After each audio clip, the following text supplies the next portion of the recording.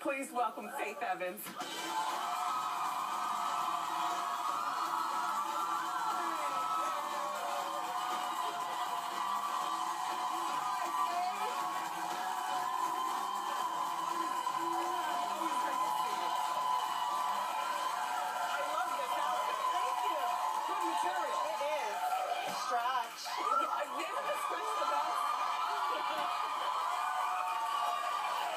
So let's just take you in. You've always been a very stylish woman. We'll give you some shoe cam. Stick your feet right there.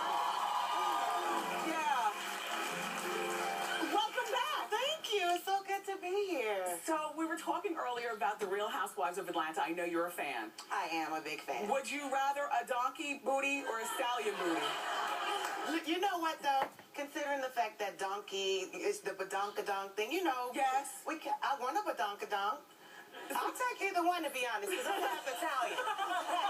So my blood goes like this. I didn't know that you're half Italian.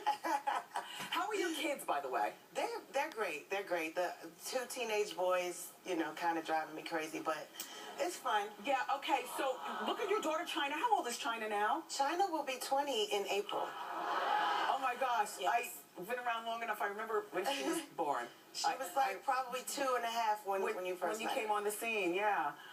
And then Little Big, how's he doing? Son of Biggie Smalls. CJ is good. He's a junior in high school. He's got a car. A car? That he can't drive. I'm driving it now because it's good on gas. He wanted a Prius, which I thought was a smart thing for a teenager. Very smart. Yeah. So I put my BMW in the garage for a minute. Yeah. I'm driving his Prius. Nice.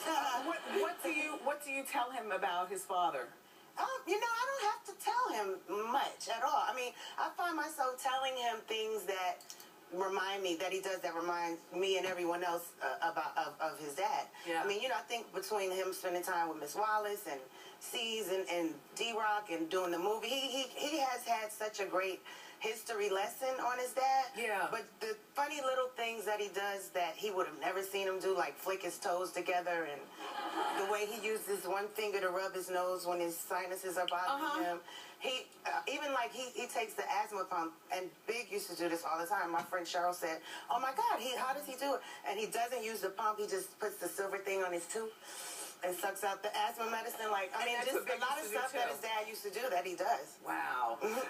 You know, do you? I was watching TV recently, and they were going through it again, trying to look for the murderer of Big. Do you think that they'll ever find the murderer, or if you just laid that to rest? Well, no, we haven't laid it to rest. We still very much want to see the person responsible brought to justice. Yes. I mean, definitely. That means more to us than anything. I mean, we've never been, you know, we never entered into a lawsuit for any financial gain. I mean, we've spent millions of dollars just in lawyers' fees over the years. But the case, as people think, it's kind of like over with. But we've just felt like when they're going to step up and say, hey, we're going to solve this thing, then we'll pick it back up. But there's no point in paying lawyers' fees, and, you know, the LAPD isn't really cooperating and doing their part. So, yeah. Back to the children. Okay, so your oldest, China, is 20. Your youngest is 5. Ryder's 5. I didn't realize that you were divorced. Yes, from Todd. I'm divorced. How's life? Are you dating? It's hard. I'll try. I said I'm open to it, but it's weird because I don't like people all up in my space unless I already know, like, that I like you and can trust you. And I don't know. It's kind of hard. Yeah. And my friends, you know, they seem to think I'll never really be that open to someone, but I will. I just feel like, you know, I'm not pressed. I was married most of my adult life. You know? So I'm cool right now. Yeah. You like being single and getting to know you. Yeah. Would you ever online date? I don't think so. Yeah. I don't think so, because there's too many fake me outs. You know, you could say you're anything and anyone, and I'm more about face value. And California is still where you make your home now? Yeah, I live in LA. So tell us about this show. First of all, congratulations on R&B Divas. It was picked up for a second season. And Faith is not just a part of the show. You're one of the creators of the show. And yes. So tell us about how you got the girls together.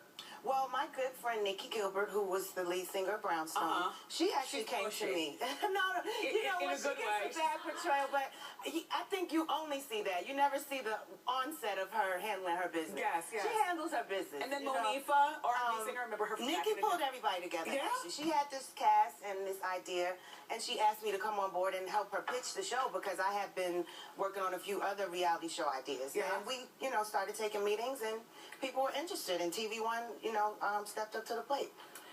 It's a really good show, but we're going to take a break, and when we come back, I've got to ask her about Little Kim and the feud with Biggie. Keep it here.